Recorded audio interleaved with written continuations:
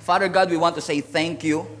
We honor you for this very wonderful time that we have to feast at your word. Ang aming dalangin, Panginoon, patuloy kaming maging bukas para sa iyong mga salita sa oras na ito. Ikaw ang pumagitna at nawa matuto kami, Panginoon, maging praktikal at kapakipakinabang ang aming pag-uusapan sa hapong ito, sa umagang ito. Marami pong salamat. Ito ang aming panalangin sa pangalan ni Jesus. Amen. Amen. By the way, pwede nyo ding i-share kahit nandiyan kayo sa upuan ninyo. Alam ko namang online din kayo talaga. O, diba? Are you ready, church? I want to talk to you about on this subject, come and receive. Everybody say, come and receive. We're gonna talk that today. Come and receive. Sino sa inyo, mga kapatid, ang grateful sa pag-ibig ng ating Panginoon? Ako mismo, mga kapatid, is a living proof ng pag-ibig ng ating Panginoon, ng grasya at habag ng ating Panginoong Yesus. Meron ako magandang balita para sa inyong lahat. Through Jesus Christ, we have a new and living way. Wala na yung old and dying way. Sa pamamagitan ng ating Panginoong Yesus, meron na tayong new and living way. Dahil kay Jesus, hindi na lang puro trials ang pwede mong i-expect. Pwede ka na rin mag-expect ng triumphs. Dahil kay Jesus, hindi na lang puro mess ang iyong i-expect. Pwede ka mag-expect na yung mess na yan ay kayang gamitin ng Lord para maghatid ng message sa buhay ng ibang tao through your life. Ibig ko sabihin, mga kapatid, hindi na lang puro test ang ating aasahan, hindi na lang puro hirap ang ating aasahan, kasi sa gitna ng hirap at sa gitna ng mga pagsubok sa ating buhay, makakaasa tayo na may Diyos na nakakarinig ng ating panalangin. Diyos na hindi galit sa iyo, Diyos na maawain at Diyos na gracious sa bawat isa sa atin.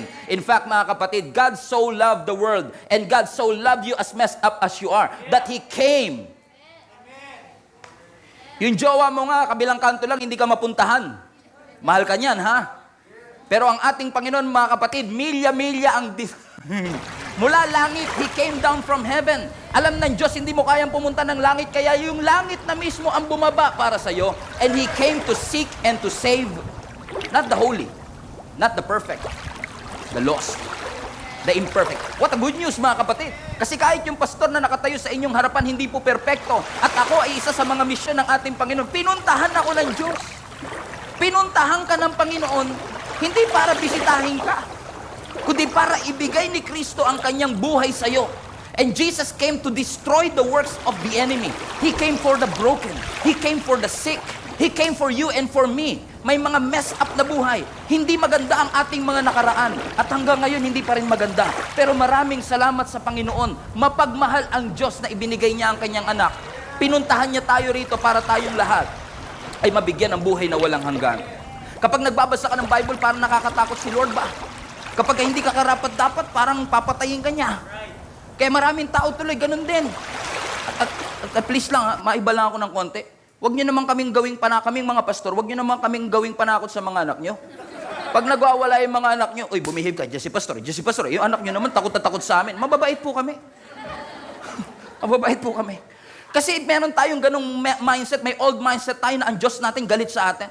That God is not approachable. But we have a new and living way.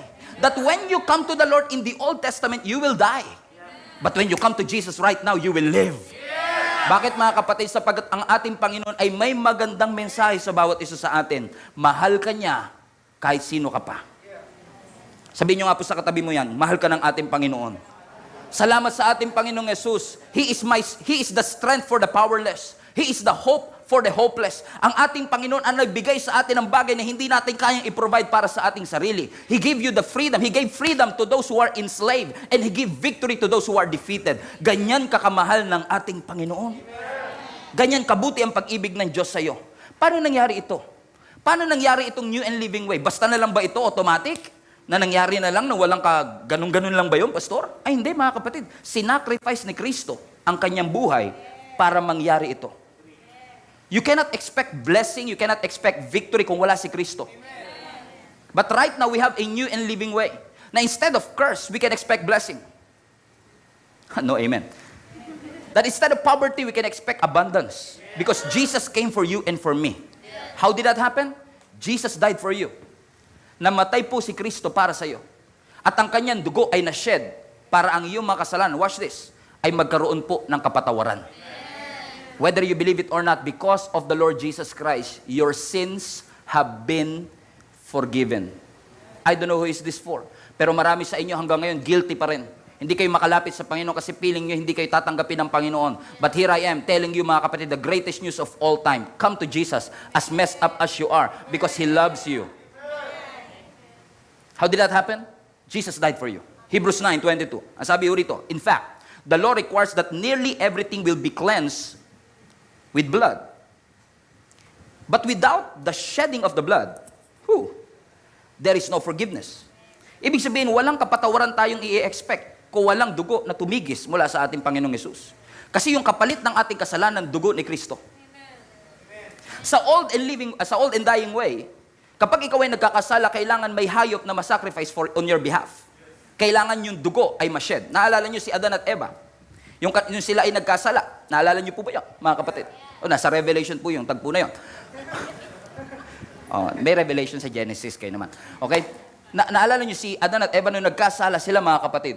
They deserve to be punished. They deserve to go to hell. They deserve to die. Nagkamali sila sa ating Panginoon. Pero alam niyo, napakabait ng Diyos. Genesis pa lang mabait na ang Diyos. Na sa kabila ng kanilang kasalanan, na-realize nila, dahil sa kanilang paglabag sa Panginoon, na-realize nila na sila ay hubad. Na-open yung eyes nila about their nakedness, but instead na patayin sila ng Diyos, instead na magalit ang Panginoon sa kanila. Amen? Ang ginawa ng Panginoon, dinamitan sila ng Diyos. What a picture of God's grace. Do you agree, mga kapatid? They don't deserve it, but God gave it anyway. Now, ang tanong, saan galing yung damit? Saan galing yung damit? Kasi hindi naman bisa nag-budget eh. Ang sabi ng scripture, the animal was killed. The blood was shed para magkaroon sila ng damit. Ibig sabihin, the blood was shed to cover their nakedness. And I don't know who is this for. Hindi ka man hubad literally, pero pwedeng nahihiya ka sa mga nagawa mo in the past. Nahihiya ka sa mga actions mo in the present. Pero nandyan ang grace ng Panginoon that through the blood of Jesus, allow the blood of Jesus to cover your nakedness. So that you won't feel guilty anymore. You won't feel ashamed anymore. And you can come boldly to the throne of His grace. Bakit? Mabait ba tayo? Hindi, dahil mabait ang ating Panginoon. That God's grace will cover your nakedness. That God's grace will cover your shame. Napakabuti mo, Lord. Na si Kristo ay namatay para sa atin, yung pinapanood nating Passion of the Christ, that is for you, my friend. My friend. That's for you, my friend. When Jesus died on the cross, He became your sin. He became your sin. Ang sabi ng scripture, He who knew no sin became sin for us. Wala siyang alam sa kasalanan, wala siyang idea sa kasalanan, wala siyang kakayanang magkasala. And yet for you, He became sin. That's how important you are. That's how special you are. When He died, He became your sin. But when He rose again, He became your righteousness. Now you can say, I'm not righteous, but thank you, Lord, you rose again from the dead. Now I am righteous, not by my works, not by my doing. Hindi dahil mabait ako, kundi dahil namatay si Kristo para sa bawat isa sa atin. Alam ko may pinapalaya ang Panginoon dito. Ibig sabihin ng bawat isa sa atin, anuman ang ating ginawa, anuman ang ating ginagawa, makaka-expect tayo na may Diyos na nagpapatawad sa atin. Na kung tayo man ay bawian ng buhay, tayo ay makakapag-expect, Lord, salamat kasi alam ko, ang langit ay prepare mo na para sa akin. Kasama ako sa pupuno ng langit. Sino sa inyo excited na mapunta sa langit? Taas po ang kamay. Come on. Wag ngayon, pastor ha, pero in the future. Marami nang, wag muna ngayon, pastor. Masyado nang maraming affected, wag na muna kami. Now, one question, how can you confidently say that you can go to heaven? How can you confidently say that? But napaka-confident mo sabihin, pupunta ka ng langit. How sure are you? Pinataas mo kami ng kamay, pastor, tapos tatalungin mo kami ng ganyan. No. You have to have a theological truth in your heart. The salvation became possible not because you attend church. So kahit absent ako, pwede ako mapunta sa langit? Yes. Hindi lahat ng pastor kayang sabihin yan, but I can say that to you. O si next week, din ako ating pastor. That's not how it works. Kasi si Jenny, mga kapatid kami, we've been married for 8 years already. 9. Mag-9 na. Kami ni Jenny, married na kami. Lagi niya sinasabing mahal niya ako. Sana all. Nalungkot yung katabi mo, sana all. Walang isang pinipilit ko pa to sabihin lang sa akin. Pero never kong sinabi sa kanya, total mahal naman pala ako napaka-assured ko sa pagmamahal ng asawa ko. Pwede na ako mambabae. I don't do that. Because the more I realize that she loves me, the more I love her. And the more you realize that God loves you. the more you will love Him back. Siguro kaya maraming tao hindi mahal ng Diyos kasi feeling nila hindi sila mahal ng Diyos. Is this making sense? So salvation became possible not because of church membership. Salvation became possible not because of water baptism. And by the way, water baptism is a testimony of your salvation. But salvation made possible because the blood was shed para sa iyo at para sa akin. Hindi dugo ng hayop, hindi dugo ng kapitbahay mo, kapatid. Hindi mo sariling dugo. Pero dugo ni Kristo ang naubos para lahat ng kasalanan mo ay magkaroon ng kapatawaran. Ako lang yata yung masaya na pinatawad ako ng Panginoon. At mga kapatid, dahil sa grace ng ating Panginoon, you can expect, listen to me, you can expect that God is not mad at you. Amen. Amen. For many years, many of you are in bondage thinking that God is mad at you. God is not. Hindi po galit ang Diyos sa'yo. In fact, God is madly in love with you. Ang sabi ng Isaiah 54, by the way, ang Isaiah 54, si Lord mismo nagsasalita, ha? Just for you to have a context. Isaiah 54 verse 9. Ang sabi dito, for a brief moment, sabi ng Lord sa kanyang mga, sa Israel, for a brief moment, I abandoned you. But with deep compassion, I will bring you back. 8. In a surge of anger, I hid my face from you for a moment. Amen. Galit eh. But with everlasting kindness, I will have compassion on you. Says the Lord, in case you doubt. Says the Lord, our Redeemer. Amen. And I love verse 9. Are you ready for verse 9? Fasten your seatbelt. Fasten your seatbelt for verse 9. And to me, this is like the days of Noah, when I swore that the waters of Noah would never again cover the earth. Nangako ako noon na hindi ko na gugunawin ang mundo ulit sa pamamagitan ng baha. Thank God. Nagpapasalamat po ang Kamanaba, Lord. Mga taga-Kamanaba lang nakakaintindi, no?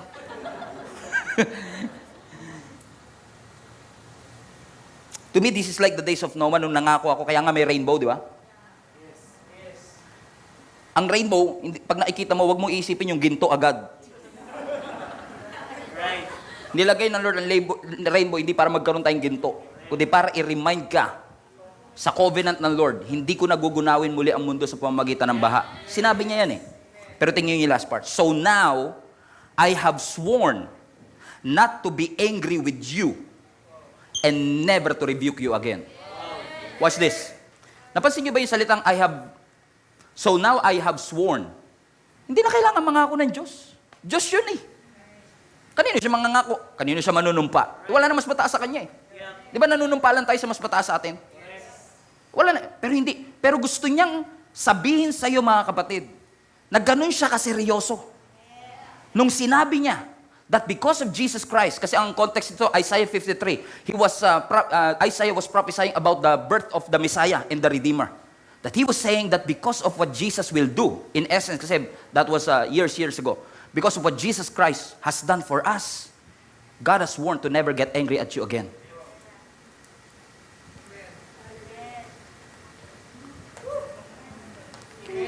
So God is not against me. God is for me. Pastor, hindi mo ko kilala. Yun ang maganda. Hindi kita kilala. Pero kilala ka ng Panginoon. And this is what I want to say to you. Jesus knows everything about you. And yet, He chose to love you anyway. Huh. Pag nalaman niya ng iba yung mga tinatago mo dito, hindi ka nila mamahalin eh. Pero ang Diyos, alam na alam niya laman ng puso mo, and yet He chose to love you. Pinili pa rin ng Lord na mahalin ka. At takot si Satan na alam mo yan. Alam mo, na-realize ako nung pinag-aaralan ko to, alam ko na ang pinakamatinding takot ni Satan. Nalaman ko na. I believe that Satan's greatest fear is the blood of Jesus. Takot siya sa dugo ni Kristo. Takot siya na ina-apply mo yung dugo ni Kristo sa buhay mo. Takot siya doon. Kasi alam niya na once in-apply mo ang blood of Jesus, covered ka. Amen. Amen. Hindi ng PhilHealth. Hindi ng health insurance ng dugo ng ating Panginoong Yesus. Bakit? Kasi yung dugo ni Kristo, it guarantees your forgiveness. Right. Hanggat may dugo, alam ko at pwede ko sabihin, Lord, salamat, pinatawad mo na ako. Mali ang ginawa ko, pero salamat, pinatawad mo na ako. And the blood of Jesus conquered your past. He took care of it. He loves you so much, mga kapatid. So wag ka na magpamulto sa nakaraan. Inayos na ni Lord John. Hiningi mo na ng tawad, di ba? Naniwala ka na sa dugo ni Kristo. Oh, yun ang guarantee ng kapatawaran mo. At yun ang nag-conquer ng past natin. Yun ang naging dahilan, kapatid. Kaya kaya natin sabihin, Lord, salamat. Hindi po ako karapat-dapat noon hanggang ngayon. Pero salamat, tinanggap mo ko. Alam niyo, ang nakakalungkot, mga kapatid, tanggap ka ni Lord, yung simbahan, hindi. Yun nga, mahirapan mo. Kasi the church is disqualifying the very person that the blood qualifies. Nakakalungkot lang na dinidisqualify ng tao yung qualify na ng Diyos. Kapatid, qualify ka na ng Panginoon because of the blood of Jesus that was shed to you. Pastor, kinakabahan ako sa mga preaching mo, ha? This is becoming dangerous. Paano kung gawin ng mga member mo, magkasala na sila na magkasala? As I've said, mga kapatid, that's not the effect of God's grace. The effect of God's grace in your heart is you will love God even more. Mas lalo mong mamahalin ng Panginoon, mas lalo ka maglilingkod sa ating Panginoon. Kasi ang pangit ng nakaraan mo, but His grace rewrites your story. Pangit ng kwento mo, brad, eh. Sa totoo lang. Pangit kwento natin, eh. Pero salamat dahil maawain ang ating Panginoon.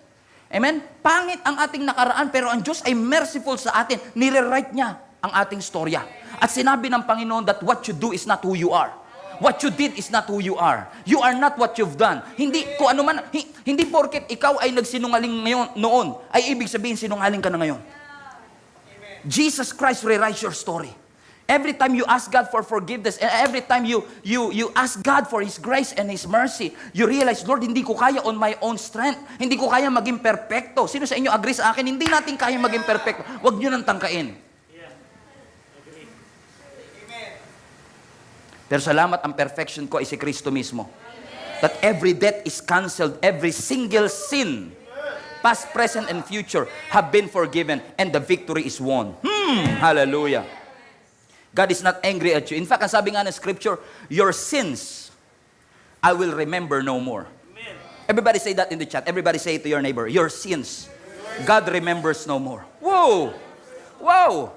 What a statement mula sa ating Panginoon. Alam niyo, ibig sabihin ng your sins, I will remember no more? Ibig sabihin, dating naalala ng Diyos. Pero not anymore. You see the difference? Amen? Now, we are not saying na makakalimutin ang Diyos. Kasi kapag ang Diyos mo makakalimutin, hindi yan tunay na Diyos.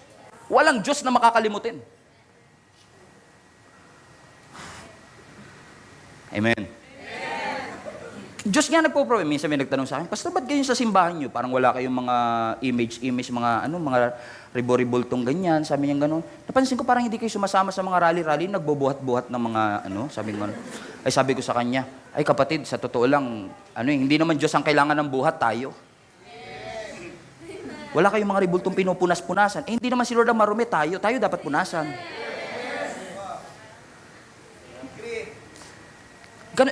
Ganun kabait ang Panginoon sa bawat isa sa atin. That's why, mga kapatid, Jesus is necessary kasi you are one sin away from hell. Isang kasalanan lang, impyerno punta mo eh. One sin away. And how perfect a week can we really maintain that sa ating buhay? Just 1 week na hindi ka magkasala. Is that even possible? I don't think it is. Amen? Kasi kaya mong pikein sa salita, kaya mong pikein sa gawa, pero hindi mo mapipeke yung isip natin. Marami nang napatay dyan, hindi lang lamok. Kapitbahay mong chismosa, namatay na dyan. Ang dami nang namatay dyan. Walang perpekto pagdating sa ating kaisipan. Kaya po ang Diyos, napakaganda nitong sinasabi mo, Lord, na yes, you once remember my sin, but now you don't. So, you can, but He won't. He can, but He won't. Kaya niyang alalahanin, pero pinili niyang hindi alalahanin. Dahil si Kristo ay nag-suffer na para sa iyo at para sa akin. Kaya po necessary ang grace kasi alam ng Diyos na pupunta tayo sa impyerno. And this is the power of His grace. This is the power of the gospel because God's grace brings life. Life into your soul. It brings life. Nabubuhayan ka every time you were reminded of God's grace in your life. Na sabi ng Romans 3:24 rather, you were justified. Pinawalang sala ka na. Woo!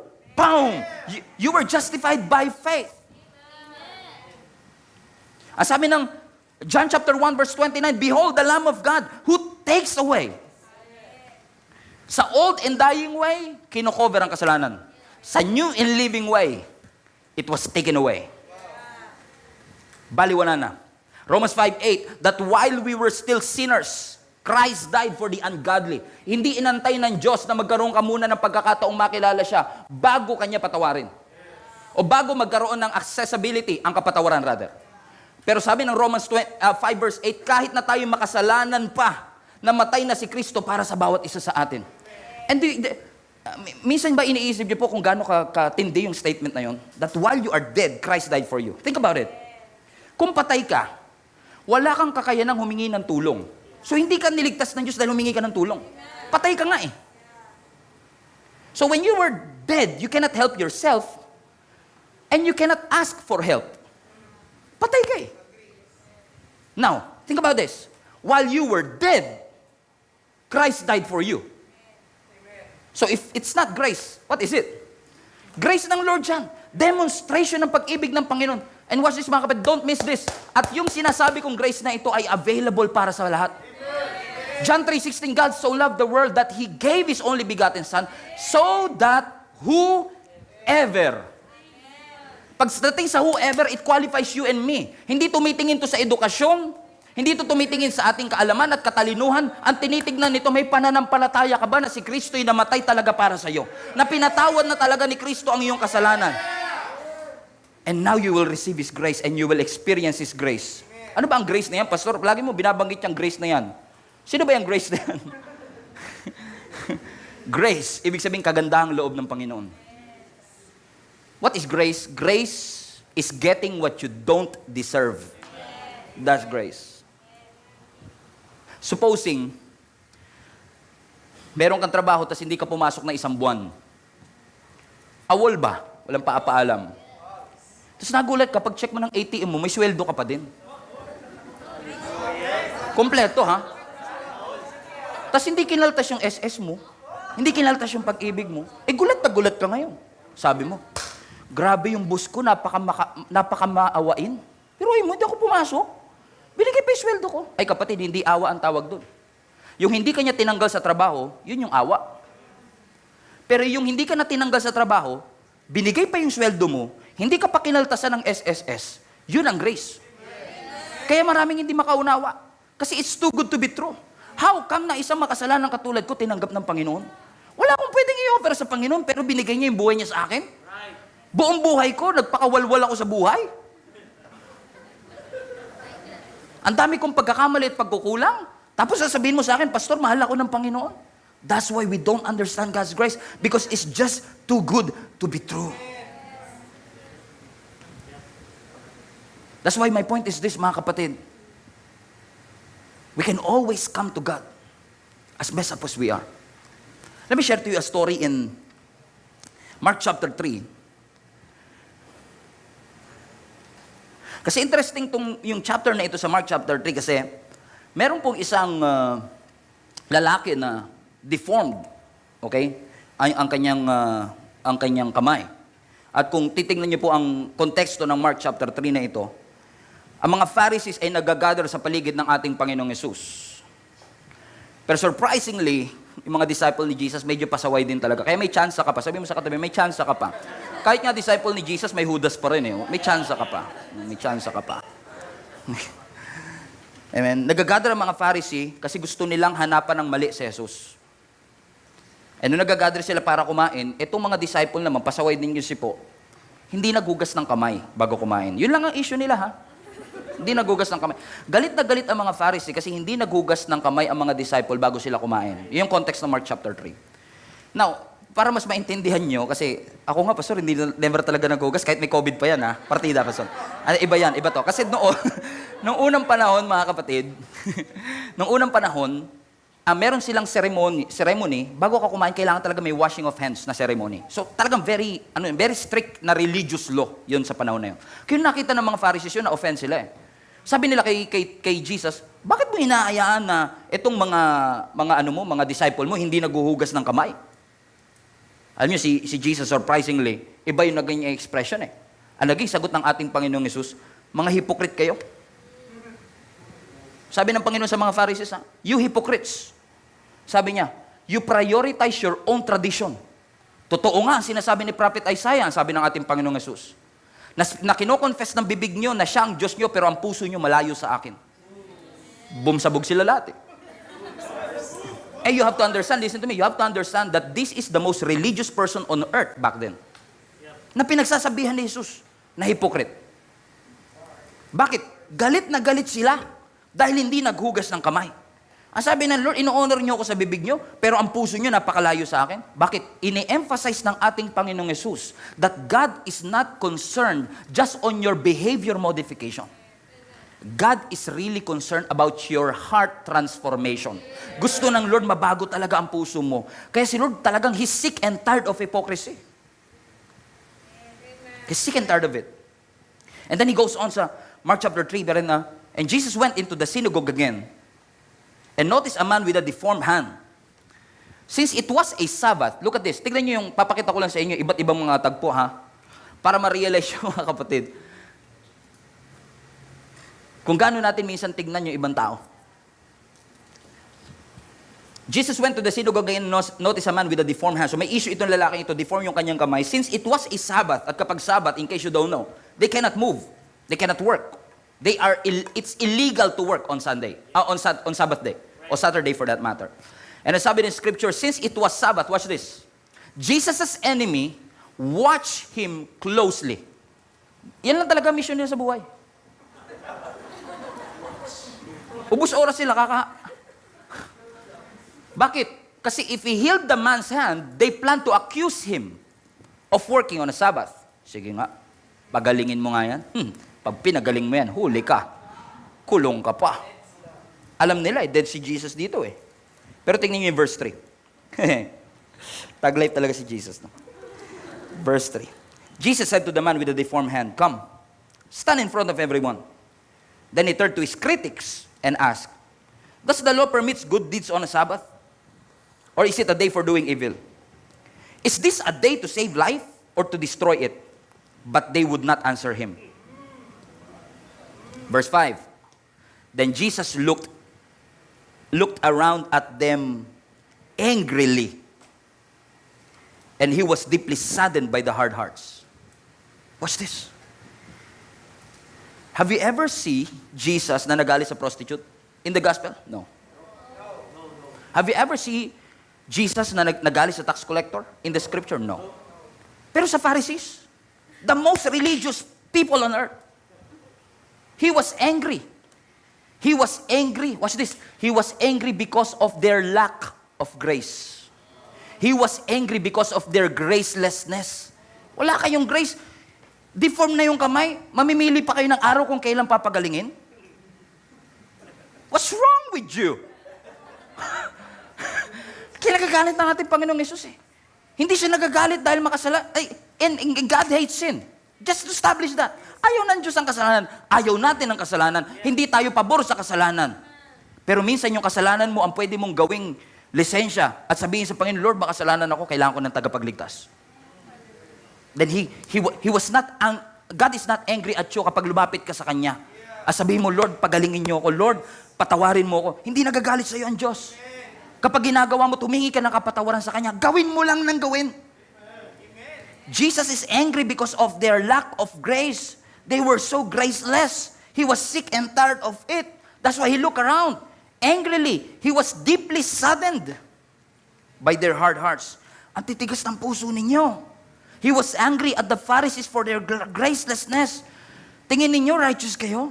Tingin ninyo, you are better than anybody else? Tingin ninyo, maliligtas kayo kasi nakapormal kayo na damit? Tingin ninyo, maliligtas kayo kasi gamit nyo mga Christian lingo? Tingin nyo, maliligtas kayo dahil nagpa-water baptize kayo? Tingin nyo, maliligtas kayo kasi itim ang buhok ninyo?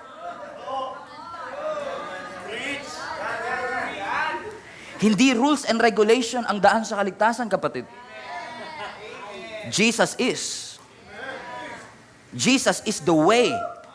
Jesus is the truth. And Jesus is the life.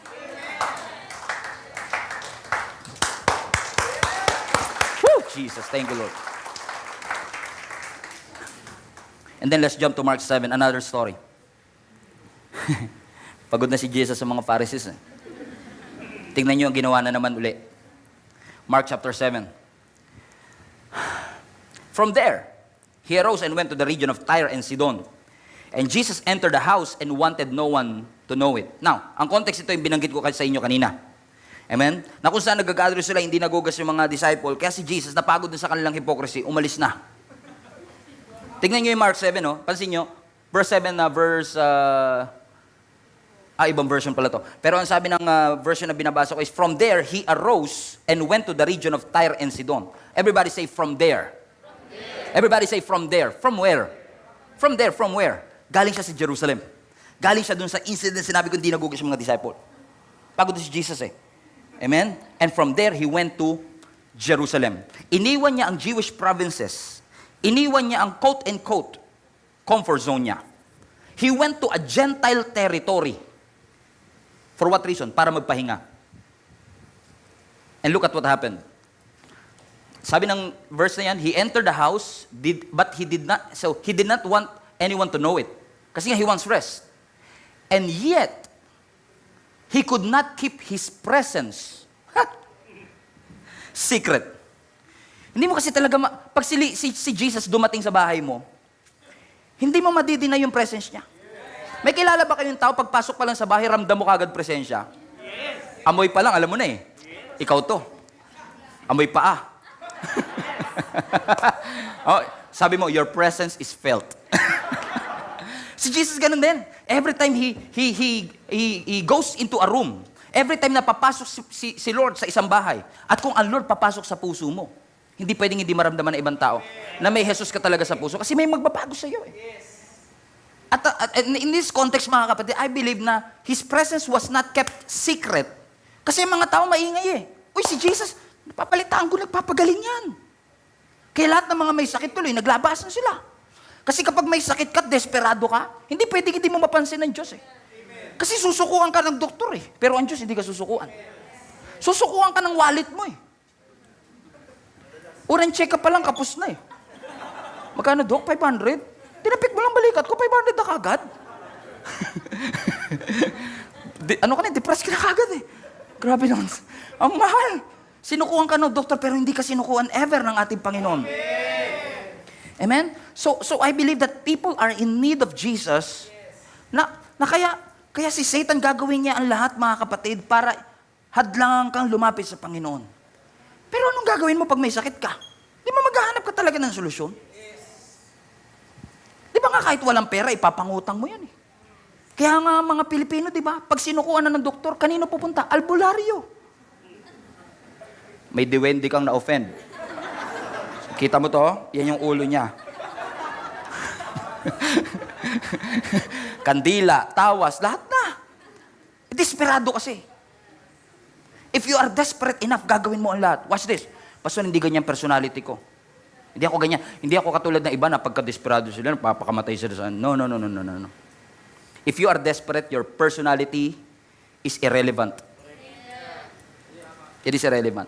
Lahat ng taong desperado, hindi nila namamalayan na desperado na sila. Kasi if you are really in need of Jesus and you are desperate for healing, if you are desperate for kung meron kang financial trouble, you cannot hide the sufficiency of God in your life. Hindi mo matatago yun. Kapag may nag-preach at kulang ka sa salapi, kahit ang preaching fasting, Lord, thank you, magpo-provide